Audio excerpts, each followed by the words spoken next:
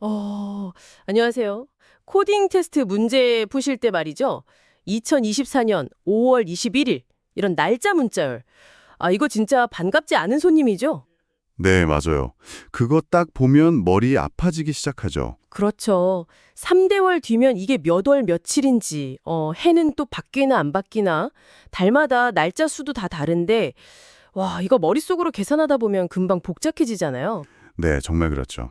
이런 경험 아마 다들 한 번쯤은 있으실 겁니다. 오늘 저희가 좀 깊게 파볼 자료는요. 바로 이 골치 아픈 날짜 계산 문제를 아주 그냥 시원하게 풀어내는 상당히 기발한 아이디어를 담고 있습니다. 네, 그 2023년 카카오 신입 공채 코딩 테스트 1번 문제였죠. 개인정보 수집 유효기간. 맞아요. 근데 이게 놀랍게도 정답률이 49%밖에 안 됐다고 하더라고요. 아니, 1번 문제인데 절반 가까이가 통과를 못했다는 거잖아요. 네, 좀 의외죠. 근데 이 문제 해결의 핵심이 듣고 나면 아마 하실 텐데 이 복잡하기 짝이 없는 날짜 계산을요. 아주 간단한 그냥 덧셈 문제로 바꿔버리는 데 있습니다. 뭐랄까, 거의 마법처럼 느껴질 정도인데요. 그렇죠. 자, 그럼 이 자료를 통해서 어떻게 그런 변환이 가능한 건지 함께 한번 깊이 파고들어 보시죠. 자, 우선 문제가 정확히 뭘 요구하는지부터 좀 짚어볼게요. 네, 여러 개의 그 개인정보 데이터가 이렇게 주어지는데 각 데이터에는 정보가 수집된 날짜랑 적용된 약관 종류가 딱 명시되어 있어요. 네. 그리고 약관 종류마다 보관 가능한 개월 수가 또 따로 정해져 있죠. 뭐 예를 들면 A 약관은 6개월, B는 12개월, 뭐 이런 식으로요. 맞아요. 그래서 여러분이 하셔야 할 일은 주어진 오늘 날짜를 기준으로 해서 각 개인정보가 유효기간이 지났는지 그래서 파기해야 하는지 이걸 판단하는 겁니다. 네, 수집된 날짜로부터 약관에 써 있는 그 개월수만큼만 딱 보관할 수 있고 그 기간이 지나면 이제 파기 대상이 되는 거죠. 그렇죠. 근데 여기서 문제 풀이를 결정적으로 단순화시켜주는 아주 중요한 가정이 하나 주어집니다. 그 규칙 말씀이시죠? 네, 바로 모든 달은 28일로 고정한다는 규칙이에요. 실제 달력이랑은 완전히 다르죠? 네, 현실에선 뭐 30일, 31일, 2월은 또 짧고 윤년도 있고 그런데 그렇죠. 근데 이 문제에서는 계산의 편의를 위해서 이건 그냥 싹 무시하고 모든 달을 28일로 통일시킨 겁니다. 이게 왜 중요하냐면요. 바로 이 규칙 때문에 날짜 계산의 그 복잡성이 확 사라지기 때문이에요. 모든 달이 28일이라 이게 현실하고 달라서 처음엔 뭐 좀 헷갈릴 수도 있겠네요. 네, 그럴 수 있죠. 예를 들어서 오늘이 2022년 5월 19일이고 A 약관, 이게 6개월 유효기간인데 이게 적용된 정보가 2021년 5월 2일에 수집되었다고 한번 가정을 해보죠. 그럼 유효기간은 언제까지일까요? 자, 여기서 이제 모든 달은 28일 규칙을 적용해야 하는데요. 수집일 2021년 5월 2일에 6개월을 더해야 하잖아요. 네. 달 계산은 그냥 간단하게 월에 6을 더해서 11월이 돼요. 근데 이제 일 계산이 좀 달라요. 이 문제 규칙에서는 만료 월은 그대로 계산하고 5 플러스 6은 11월, 만료 일은 수집일의 1에서 그냥 하루를 빼주면 됩니다. 즉 2021년 11월 1일까지 유효한 거죠. 수집일이 2일이었으니까 만료일은 1일이 되는군요. 네. 왜냐하면 만료일 당일부터 파기 대상이니까 2021년 11월 2일 0시 0분부터 파기해야 하거든요. 그러면 오늘이 2022년 5월 19일이니까 2021년 11월 1일은 이미 한참 지났네요. 그렇죠. 따라서 이 정보는 파기해야 합니다. 이해됐습니다. 그 만료되는 날짜 바로 전날까지가 유효하고 만료일 당일부터 파기 대상이 되는 거군요. 네, 맞습니다. 그럼 만약에 음? 2021년 11월 15일에 수집된 C 약관 정보가 있다고 해볼까요? 이건 3매월 유효래요. 네. 2021년 11월 15일에 3개월을 더하면 2022년 2월 15일이 만료 기준일이 되겠죠. 네. 따라서 2022년 2월 14일까지 유효하고 2022년 2월 15일부터 파기 대상입니다. 오늘이 2022년 5월 19일이니까 이것도 이미 유효기간이 지났죠. 이것도 파기해야 합니다. 그렇군요. 이런 식으로 이제 모든 개인정보를 하나하나 확인해서 파기해야 할 것들의 그 원래 번호 있잖아요. 1번, 2번 하는 거. 그걸 찾아서 오름차순으로 쫙 정렬해서 반환하는 게 이 문제의 목표입니다. 근데요, 이렇게 매번 월도 하고 해 넘어가나 확인하고 또 만료일 계산하는 거 이게 여전히 좀 번거롭게 느껴지거든요. 맞아요. 특히 데이터가 많아지면 실수할 가능성도 높아지고요. 그렇죠. 여기서 아까 말씀하신 그 마법이 필요한 순간인 것 같네요. 바로 그 지점입니다. 네, 이 복잡함을 확 피하는 핵심 아이디어가 여기서 등장하는데요. 그게 바로 날짜를 총일수, 그러니까 토탈 데이즈라는 단일 숫자로 바꿔서 생각하는 겁니다. 날짜를 하나의 숫자로요? 네, 특정 기준일, 예를 들어서 0년 1월 1일이라고 치고 거기서부터 해당 날짜까지 총 며칠이나 지났는지를 계산하는 거죠. 그러니까 2022년 5월 19일 이 복잡한 거 대신에 그냥 예를 들어 73만 8천일 이런 식으로 표현한다는 건가요? 기준일로부터 센 날짜 수, 그런 개념이군요. 정확합니다. 바로 그거예요. 그리고 아까 말한 모든 달은 28일이라는 이 규칙 덕분에 이 변환이 정말 놀랍도록 간단해집니다. 오, 어떻게 간단해지죠? 보세요. 1년은 12달이죠. 근데 한 달은 무조건 28일이잖아요. 그럼 1년은 정확히 12, 28일, 즉 336일이 됩니다. 유년 이런 거 전혀 신경 쓸 필요가 없는 거죠. 네네. 그럼 YYY년 MM월 DD1이라는 날짜는 기준연도 편의상 1년이라 가정하면 부터 총 며칠째인지 그냥 식으로 계산할 수 있어요. YYY-1 곱하기 336 이게 이전 연도까지의 총 일수고요. 여기에 N-1 곱하기 28 이게 올해 들어와서 이전 달까지의 총 일수 그리고 마지막으로 DD 이걸 더해주면 됩니다. 와, 이렇게 하니까 2022년 5월 19일이나 2021년 11월 1일 같은 이런 날짜들이 그냥 7만 얼마, 6만 얼마 하는 그냥 숫자로 딱 바뀌는 거네요. 그렇죠. 이렇게 모든 날짜를 총 일수라는 걸로 통일해버리면 몇 개월 후 이걸 계산하는 게 그냥 덧셈 문제가 되어버립니다. 아, 예를 들어 약관 유효기간이 6개월이다. 그럼 총 일수로는 얼마를 더해주면 될까요? 간단하죠? 6 곱하기 28일, 즉 168일을 더해주기만 하면 그게 바로 만료 날짜의 총 일수가 되는 겁니다. 그냥 곱해서 더하면 끝나는군요. 네, 12개월이면 12 곱하기 28, 336일을 더하면 되고요.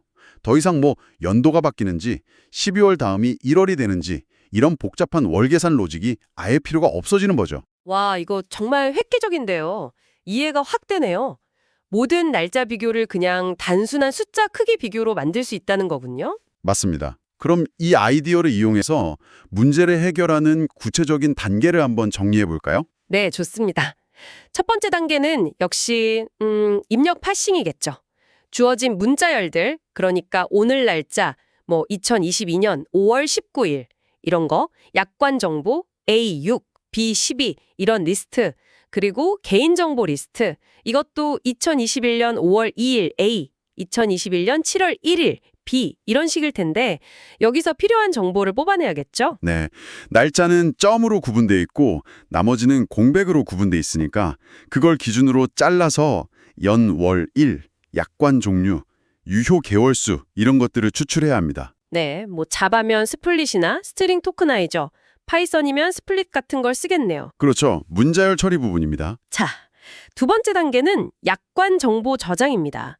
그 약관 종류 A, B, C 이걸 키로하고 해당 유효 개월수를 답수로 하는 자료 구조에 미리 딱 저장해두면 나중에 편하겠죠. 네, 그래야 개인정보 처리할 때 A 약관이면 몇 개월이지? 하고 바로 찾아볼 수 있으니까요. 네, 보통 뭘 쓰나요? 이런 키값상 저장에는 해시맵, 그러니까 자바의 해시맵이나 파이썬의 딕셔너리가 가장 적합하고 효율적입니다.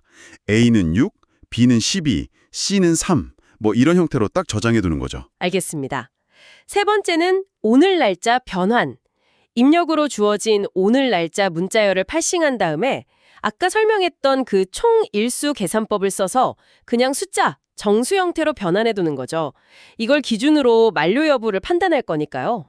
네, 기준점이 되는 숫자죠. 그리고 이제 네 번째 단계가 핵심인데 개인정보 처리 루프입니다. 각 개인정보 항목을 쭉 돌면서 다음 작업을 반복하는 거죠.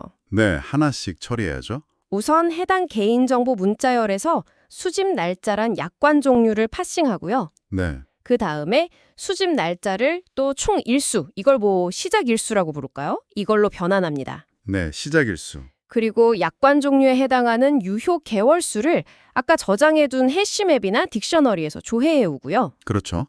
A면 6, B면 12 이렇게 가져오는 거죠. 그 다음이 이제 만료 날짜의 총 일수를 계산하는 건데 이거 정말 간단하죠? 만료일수 이퀄 시작일수 플러스 유효 개월수 곱하기 28. 그게 이거잖아요. 네, 그냥 덧셈이랑 곱셈 한 번. 그리고 이제 마지막으로 비교합니다. 오늘 날짜의 총 일수가 방금 계산한 만료일수보다 크거나 같은지. 이 같다 조건이 중요하네요. 만료일 당일부터 파기 대상이라고 했으니까. 네, 맞아요. 오늘 총일수 이퀄 만료 총일수 이 조건을 확인하는 겁니다. 그래서 이게 만약 참이다. 즉 유효기간이 지났거나 아니면 딱 오늘 만료되었다면 해당 개인정보의 원래 번호 1번부터 시작하는 그 인덱스 있죠. 그걸 결과 리스트에 추가하는 겁니다. 네. 이 과정에서 보면 날짜 계산이라고 부를 만한 거는 사실상 총 일수 변환할 때 곱셈, 덧셈 몇 번 하는 거랑 마지막에 정수 2개 비교하는 거 이게 전부입니다. 그러네요. 월별 일수 차이나 윤년 같은 그런 골치 아픈 예외 처리가 전혀 필요 없게 되는군요. 네. 오직 모든 달은 28일이라는 규칙하고 그 총 일수 개념만 사용한 거죠. 자, 그리고 마지막 5번째 단계는 결과 정렬 및 반환이네요.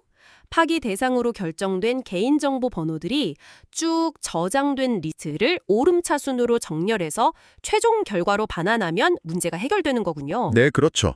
그러면 끝입니다. 그리고 이 로직을 이제 실제 코드로 옮길 때 조금 더 간결하게 작성하는 방법들도 생각해 볼 수는 있어요. 예를 들면요. 예를 들어서 자바 같은 경우에는 스트림 API라는 걸 활용하면요. 그 개인정보 리스트를 쭉 돌면서 필터링, 그러니까 만료 여부 체크하고 매핑, 번호 추출하고 이런 과정을 여러 줄의 반복문 대신에 좀 더 선언적인 방식으로 표현할 수도 있습니다.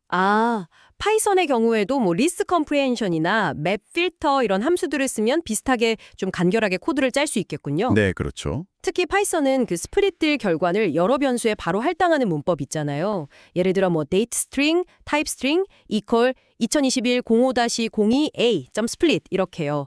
이런 게 있어서 문자열 처리 부분이 조금 더 깔끔해 보일 수도 있겠네요. 네, 맞아요.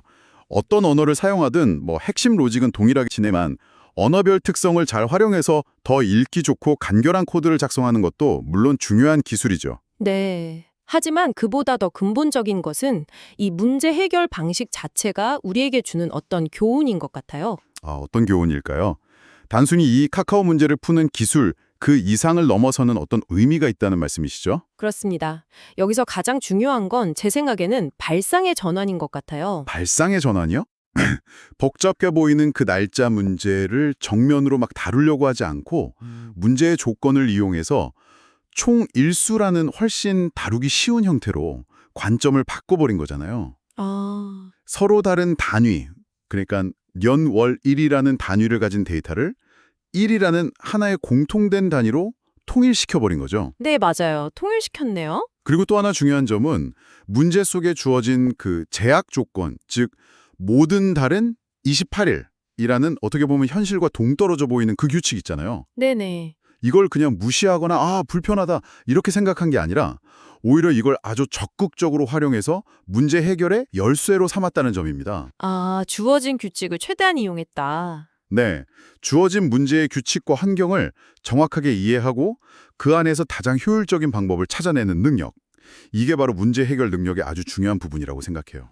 그렇군요. 단순히 코딩 스킬만의 문제가 아니라 문제를 어떻게 분석하고 어떤 관점에서 접근할 것인가, 그리고 주어진 제약 조건을 어떻게 활용할 것인가, 이런 고민하는 전략적인 사고방식 자체가 중요했다는 말씀이시네요. 바로 그겁니다. 네, 이런 단순화 그리고 핵심 규칙 활용 능력.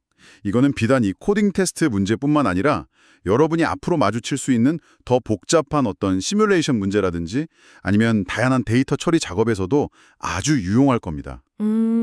복잡하게 얽힌 여러 기준들을 하나의 단순하고 일관된 기준으로 바꿔서 생각하는 능력 자체가 굉장히 강력한 도구가 될 수 있거든요. 와, 오늘 우리는 복잡한 날짜 계산을 총 일수라는 단순한 숫자로 바꿔 푸는 정말 똑똑하고 효율적인 접근법을 살펴봤습니다.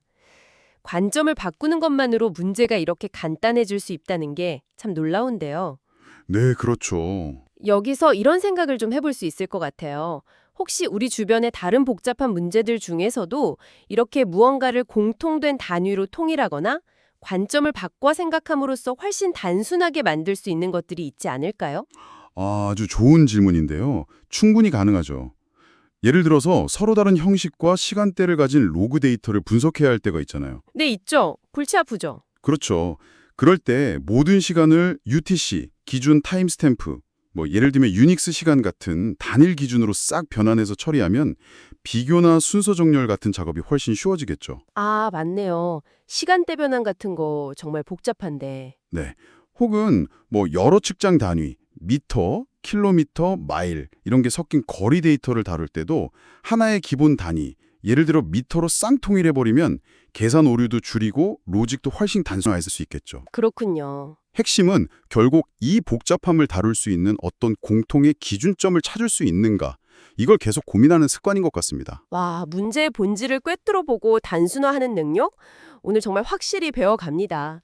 오늘 저희가 함께 탐구해본 이 접근법이 여러분이 앞으로 만날 문제들을 해결하는데 좀 자신감을 더해주었기를 바랍니다. 네, 오늘 저희가 나눈 이야기가 여러분의 코딩 실력 향상에 조금이나마 보탬이 되었으면 정말 좋겠습니다. 오늘 분석에 사용된 자료의 아이디어와 상세 설명은 알리니월드 유튜브 채널 영상에서 영감을 얻었음을 밝힙니다. 저희 이야기가 유익하셨다면 다음에 또 저희 탐구를 찾아와 주세요. 들어주셔서 감사합니다. 다음에 더 흥미로운 주제로 다시 찾아뵙겠습니다. 안녕히 계세요. 감사합니다. 안녕히 계세요.